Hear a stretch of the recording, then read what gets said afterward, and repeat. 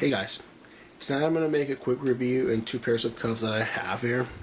Got a pair of ASP, or also known as ASP, and I have a pair of standard Smith & Wesson 100s P. These are one of the most popular police sets out there. I got the ASPs first, and I got the Smith & Wessons a few months later. When I first purchased the ASPs, I had actually never had one of these before, and you can tell they're bigger than the Smith & Wessons by far, and they're a whole lot lighter. They got a polymer frame with a stainless steel rivet, and Smith & Wessons are just all metal, typical thing you see.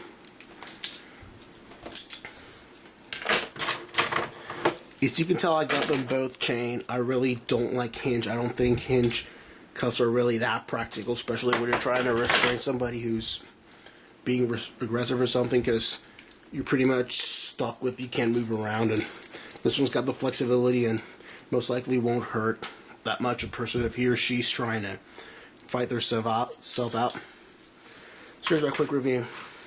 I'm pretty sure with the ASP, you've seen this kind of flaw they say it has, that it can spin around and lock in this position. You see, like, out. Really, pretty much all cuffs have the same flexibility.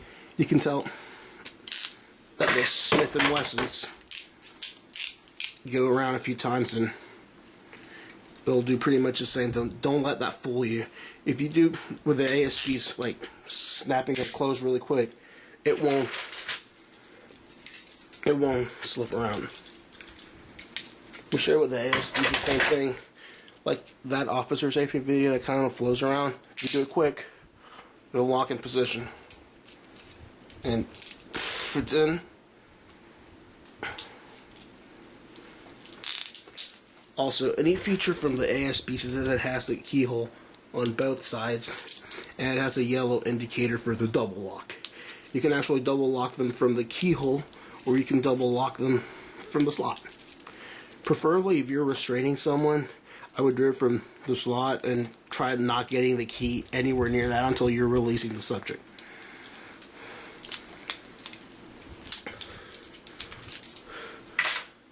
Also, a neat feature about the ASPs is that they're pretty lightweight, and they fit subjects with with wrists that are like larger than average, and with the interior polymer frame, they really don't hurt someone that much as what you would see with the Smith & Wesson. It doesn't give that much flexibility in there. I pretty much like them both. Some people ask me what's better. I'm pretty much saying it's whatever you like more. This one's a little heavier.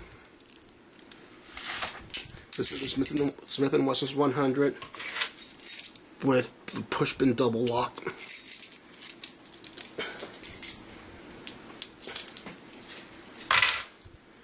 Also, for the Smith & Wesson set, I have a Safariland case. It's a pretty neat one.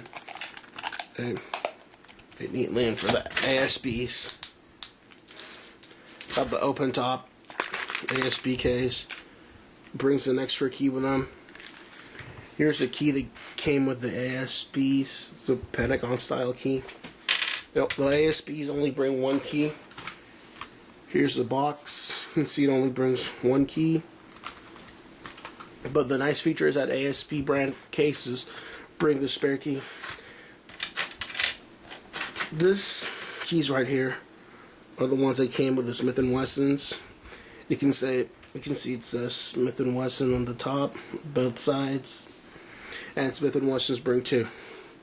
These keys are standard. They open any kind of standard cuffs or leg cuffs, regardless of the Smith & Wesson, ASP, Peerless, Safarilands, formerly known as Hi-Hats, or any of those. Also, on my keychain that I carry with me every day, carry my Safariland key and my home keys. Here I have a backup key from my house, and I have the standard old-fashioned cuff key. You might wonder why I have all these keys. I'm not a cop, I'm not a security guard, I'm not a bounty hunter, I'm just someone who collects cuffs. This is the box for the Smith & Wessons. Brings the typical Smith & Wessons instruction, the warranty, this foil that even some Smith & Wesson guns bring, instructions, maintenance, warranty. Also, both sets have lifetime warranties.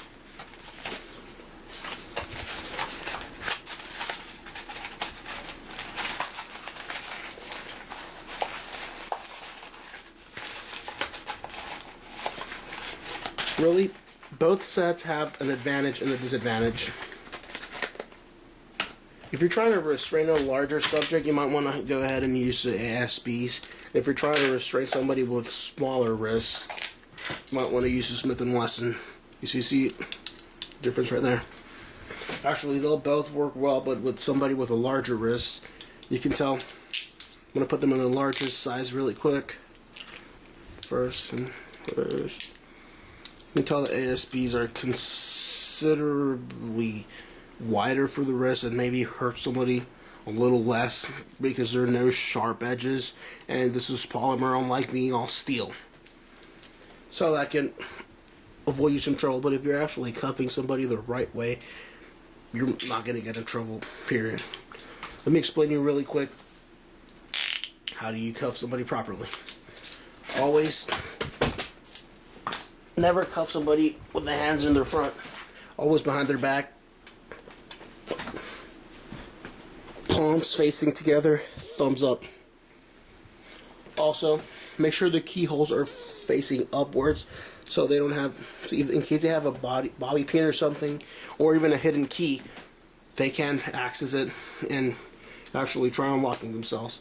If you're having hands like this, it's pretty much impossible trying to get out of them, even if you have a key in hand. Oh crap, let me get out of here. Also, make sure always double lock someone so they don't tighten themselves or hurt themselves. And once again, I say, I don't like hinge. I don't think hinge cuffs are really that practical and safe. I think if you're going to use them, somebody for restraining purposes or an individual, I'll strongly advise you to go with chain. I find them better, more practical, and easier to use. I've never had a pair of hinge or any of that. So I got the ASP brand case or the ASPs. Got a Safariland case for the Smith & Wessons. It's actually pretty good cuffs. I like actually both, and they'll both do the job. So, thanks for watching, and you guys have a good night.